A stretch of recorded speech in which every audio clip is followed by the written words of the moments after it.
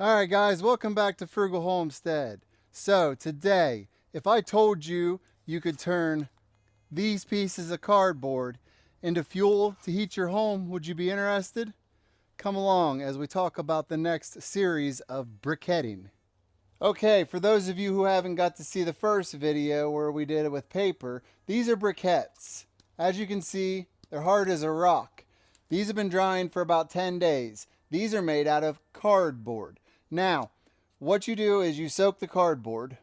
Generally, we like to soak them until they start to fall apart, but you can do it instantly. Tearing it up will increase the speed at which you can do this, but you don't have to tear it up. Now, I have created a mixer, which is just two saw blades welded to this that I use to mix it up and make it into a pulp. Once I've got the pulp, then we press it. It's very simple to make briquettes. People in a lot of other countries do this, and they get burn times anywhere from 1.5 hours to 2 hours for ones this size. Now, firewood in other countries is extremely expensive. Here it's getting more expensive by the day because labor is going up, gas is going up, and we have learned that while we usually burn cookies, people are trying to buy our cookies.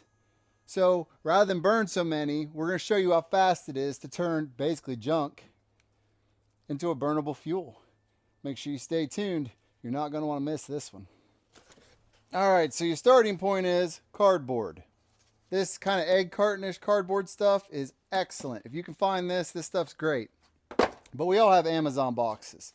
So you just got to tear off all your plastic and your stickers because you don't want plastic in this mix. Rip it up, put it in a bucket. Once you have it in the bucket, let it soak. The longer you let it soak, the better. Now, you don't have to get saw blades on your mixer like this. I just did it because it pulps everything up faster. Now, just the paint mixer that you can get at any hardware store will do a great job of pulping it up, but this just goes faster.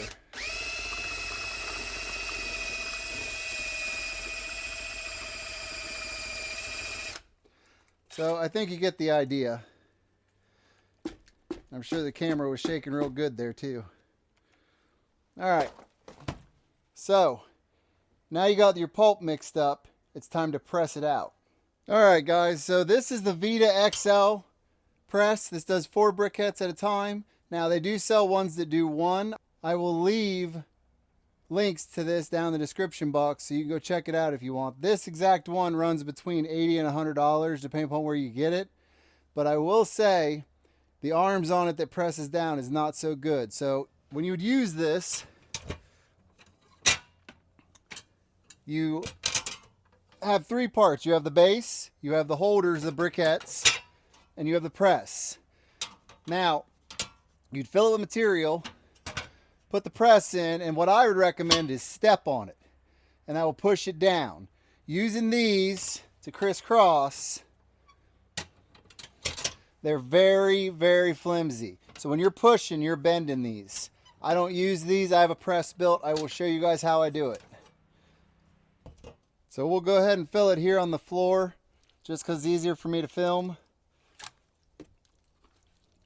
Usually I have a scoop, but I left it inside, so we're going to do it by hand. Now as you can see, this is like a pulp, and that's what you really want. You want to mix it so much that it's a pulp. Now in production line of this, you'd want to be recapturing this water. But we will go ahead and fill this all the way up. Each of the 4 chambers. Obviously with a scoop this is way faster, but you guys get the idea.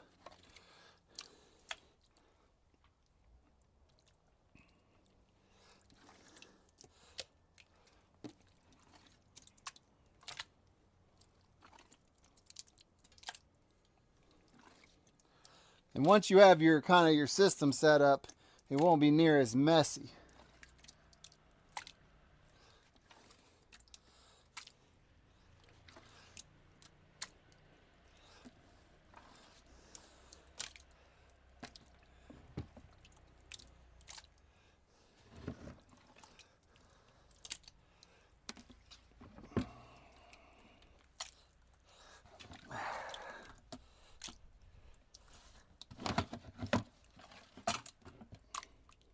All right, now you can see how I've got it pretty much full. I'll top off each container here.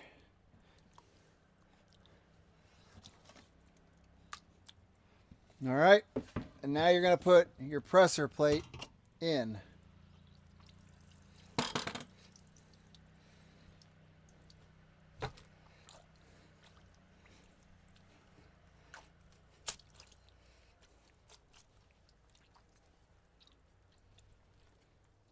All right, now we're going to pour off the excess water off the top and get it set up in the press. All right, now we've got it into the press. This is just something I mocked up real quick out of junk wood and an old car jack. The system is to basically push down, but you have to kind of go slow because you want this thing to compact as much as possible. So I'm going to use this impact. I want to make sure we're getting the best possible seating. All right, so I did a little more. We'll let it kind of balance out for a second. You hear it all falling out? That's why I said you want to recapture that water. A little more.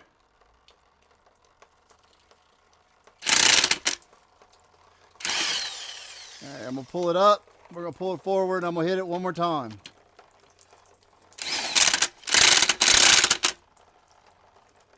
Let it sit there for a second. You see how the edges are touching? You couldn't get that kind of compression out of these side arms because you just bend them. So I built this so I wouldn't have to. Now you notice it pretty much stopped dripping. So we're going to back it back up. Just like that. And now we're going to pull our presser plate out, which there's suction. Whenever you're doing the newspaper, the cardboard ones, there's a lot of suction. So we're going to pull that out, and then I'll show you how the briquettes come out. All right, now we're going to go ahead and pull our pressure plate out. And as I said, it really likes to get stuck down in there when you're doing these kind. So we pull that out, set it over there. Now these, it seems like every time I watch a video, people have problems. Push in a little bit, put your wrist down, and pull up. Boom. Look at that, guys. Pull out a little bit, shake it, it comes right out. Done.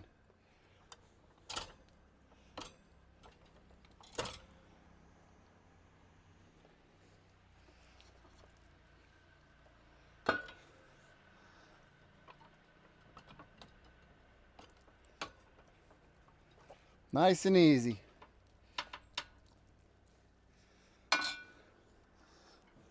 And these are pressed pretty tight, guys. So they're going to dry out pretty quick.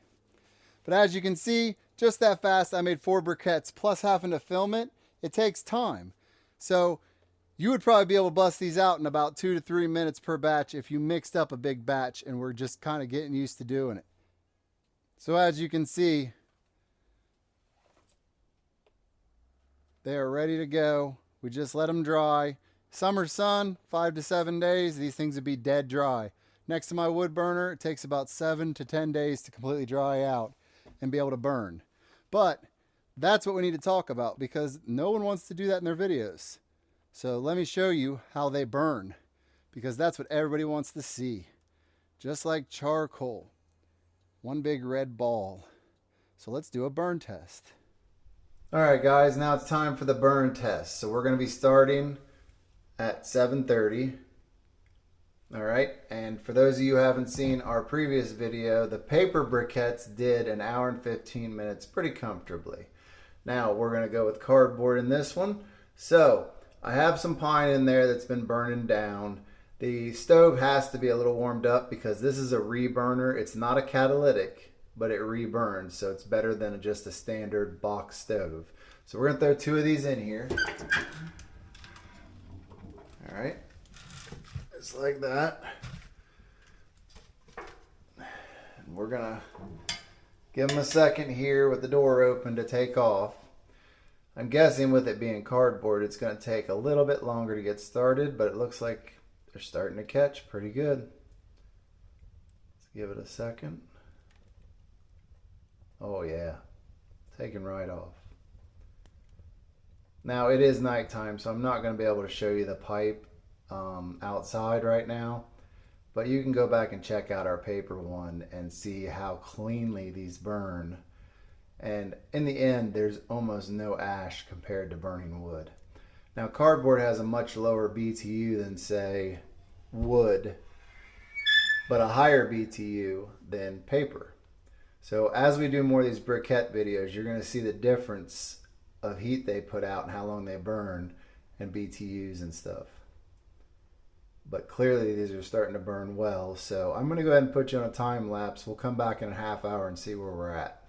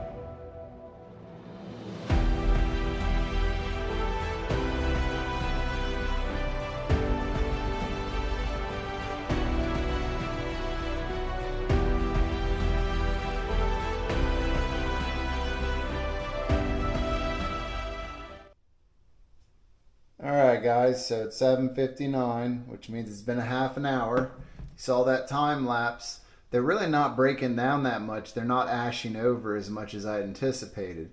But you can see the sides are getting really hot. So I'm going to open this up for a second, because I want you guys to get a good honest reading. And that's high, which means this doesn't even read that high. These things are freaking putting out tons of heat, guys. I'm pretty impressed with cardboard thus far. Yeah, everywhere I hit, it's high. Now, if I hit the... So everything in there is above the limit on my gun. That's pretty hot. And you can see the sides in there just glowing red. They burn just like charcoal briquettes, guys. Not a lot of flame, tons of coals, and they burn from the outside in slowly. But I'll be honest, these are burning much differently than I anticipated.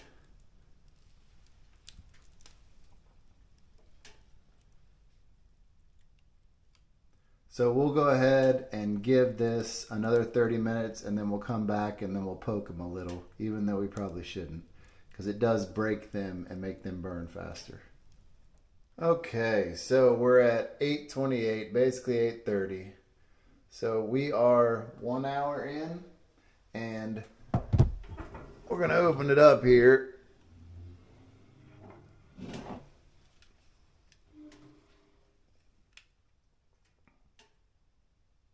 Still says high. And we're gonna do what you're not supposed to do with charcoal or briquettes or whatever, and that's touch them. So we're going to try and knock a little of the ash off. Ooh. So they're still pretty solid.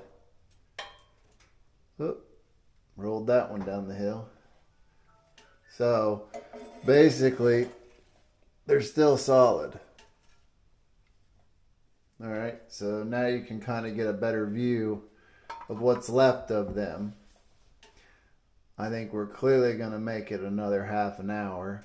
We will go ahead and check back in 30 more minutes. And if they're still there, that means they've definitely beat the paper by a good bit. Alright guys, so we're at 8:53, so we're pretty close here. Hour and a half in, let's see what we got results wise. Okay. Well, it's still a coal. Still there. So, yeah, there's still a big old piece of coal there and a good old piece there. So, definitely an hour and a half is kind of the number. I mean, There, I broke it. But you can see there's still plenty of coals there. And we're still getting high on the temperature.